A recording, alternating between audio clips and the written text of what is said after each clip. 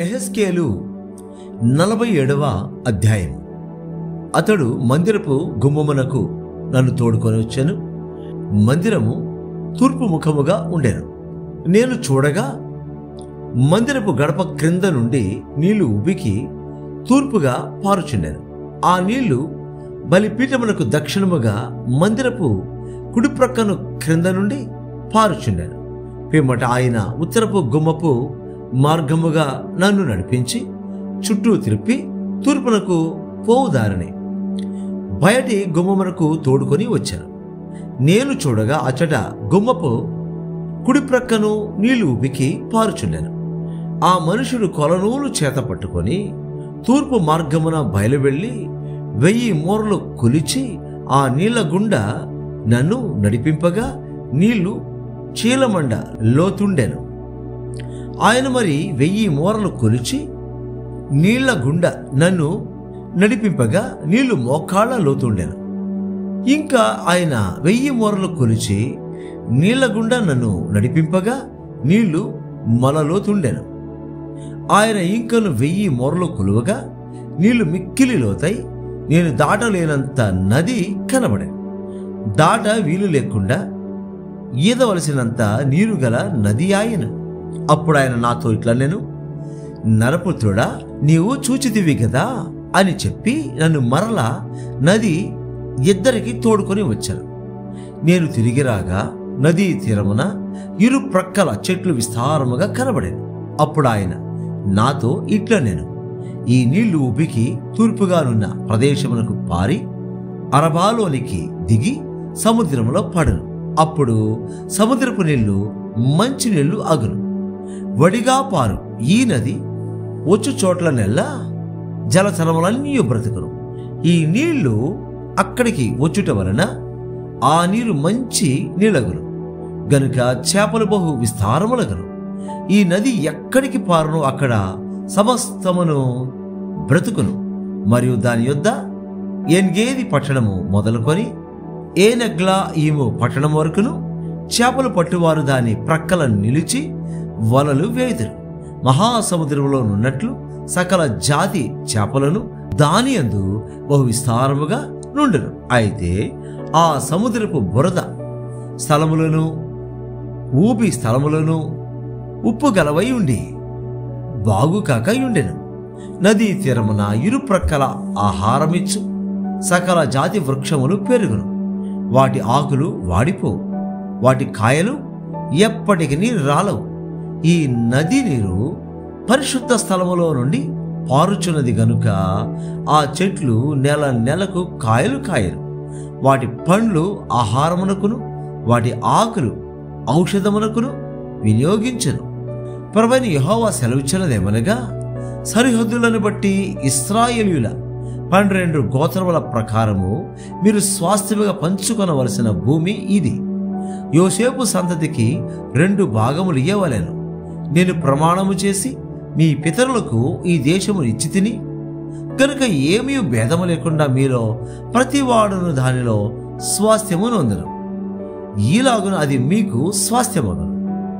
ఉత్తర దిక్కున శదాదునకు పోవు మార్గమున మహాసముద్రము మొదలుకొని హెత్లోను వరకు దేశమునకు సరిహద్దు. అది హమాతునకును బేరోతాయునకును దమస్కు సరిహద్దునకును హమాతు సరిహద్దునకును మధ్యనున్న సిబ్రాయీమునకును హవ్రాను సరిహద్దును ఆనుకొని మధ్యస్థలమైన హాజేరునకును వ్యాపించను. పడమటి సరిహద్దు హసరేనాను అను దమస్కు సరిహద్దు పట్టణం. ఉత్తరపు సరిహద్దు హమాతు, ఇది మీకు ఉత్తరపు సరిహద్దు. తూర్పు దిక్కున హవ్రాను దమస్కు గిలాదులకును ఇశ్రాయేలీయుల దేశమునకును మధ్య యోర్దాను నది సరిహద్దుగా ఉండును. సరిహద్దు మొదలుకొని తూర్పు సముద్రం వరకు దాని కొలువవలెను. ఇది మీకు తూర్పు సరిహద్దు. దక్షిణ దిక్కున తామారు మొదలుకొని కాదేశు నదునున్న మెరీబా ఊటల వరకును నదీ మార్గమున మహాసముద్రమునకు మీ సరిహద్దు పోవును. ఇది మీకు దక్షిణపు సరిహద్దు. పశ్చిమ దిక్కున సరిహద్దు మొదలుకొని హమాతునకు పోవు మార్గము వరకు మహాసముద్రము సరిహద్దుగా ఉండును. ఇది మీకు పశ్చిమ దిక్కు సరిహద్దు. ఇశ్రాయేలీయుల గోత్రముల ప్రకారము ఈ దేశమును మీరు పంచుకొనవలెను. మీరు చీట్లు వేసి మీకును మీరు నివసించి పిల్లలు కనిన పరదేశులకును స్వాస్థ్యములను విభజించినప్పుడు ఇశ్రాయేలీయులలో దేశమందు పుట్టిన వారినిగా ఆ పరదేశులను మీరు ఎంచవలెను. ఇశ్రాయేలు గోత్రికులతో పాటు తామును శ్వాసము నొందినట్లు మీ వలె వారును చీట్లు వేయవలెను. ఏ గోత్రముల పరదేశులు కాపురం ఉందిరో ఆ గోత్ర భాగములో మీరు వారికి స్వాస్యము ఇయ్యవలెను. ఇదే ప్రభువైన యెహోవా వాక్కు. యెహెజ్కేలు 48వ అధ్యాయము. గోత్రముల పేర్లు ఇవి. దానీయుల ఒక భాగము, అది ఉత్తర దిక్కు సరిహద్దు నుండి హమాతునకు పోవు మార్గం వరకు, హెత్లోనునకు పోవు సరిహద్దు వరకును, హసరేనాను అను దమస్కు సరిహద్దు వరకును, హమాతు సరిహద్దు మార్గమున తూర్పుగాను పడమరగాను వ్యాపించు భూమి. దాని యొక్క సరిహద్దు నానుకొని తూర్పు పడమరలుగా అషేరీయులకు ఒక భాగము, అషేరీయుల సరిహద్దు నానుకొని తూర్పు పడమరలుగా నఫ్తాలీయులకు ఒక భాగం, నఫ్తాలి సరిహద్దును ఆనుకొని తూర్పు పడమరలుగా మనష్షేయులకు ఒక భాగం, మనష్షేయుల సరిహద్దును ఆనుకొని తూర్పు పడమరలుగా ఎఫ్రామీయులకు ఒక భాగం, ఎఫ్రాయిమీయుల సరిహద్దును ఆనుకొని తూర్పు పడమరలుగా రుబేనీయులకు ఒక భాగం, రుబేనీయుల సరిహద్దును ఆనుకొని తూర్పు పడమరలుగా యూదావారికి ఒక భాగం, యూదావారి సరిహద్దును ఆనుకొని తూర్పు పడమరలుగా మీరు ప్రతిష్ఠించు ప్రతిష్ఠిత భూములుండను. దాని వెడల్పు 25,000 కొలకర్రలు. దాని నిడివి తూర్పు నుండి పడమర వరకు తక్కిన భాగముల నిడివి వలనే యుండెను. పరిశుద్ధ స్థలము దాని మధ్య ఉండవలెను. యెహోవాకు మీరు ప్రతిష్ఠించు ప్రదేశము 25,000 కొలకర్రల నిడివియు 10,000 కొలకర్రల వెడల్పునై ఉండవలెను. ఈ ప్రతిష్ఠిత భూమి యాజకుల దగును.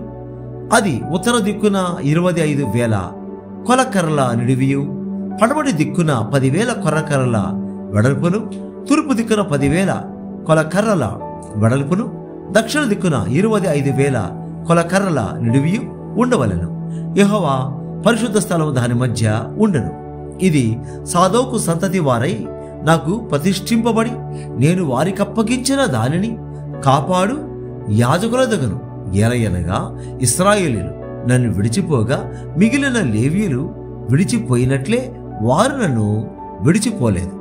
ప్రతిష్ఠిత భూమి యందు లేవీల సరిహద్దు దగ్గర వారికొక చోటు ఏర్పాటగును.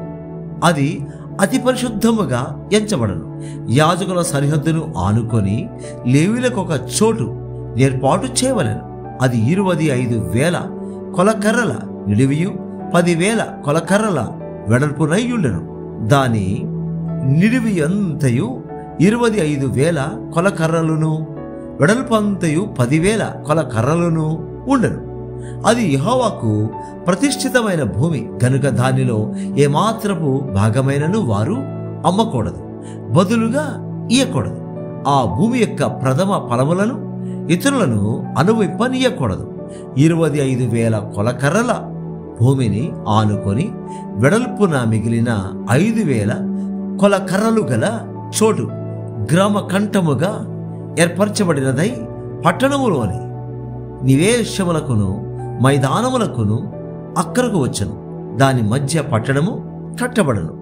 దాని పరిమాణ వివరమేదనగా ఉత్తర దిక్కున 4,500 కొలకర్రలు, దక్షిణ దిక్కున 4,500 కొలకర్రలు, తూర్పు దిక్కున 4,500 కొలకర్రలు, పడమటి దిక్కున 4,500 కొలకర్రలు.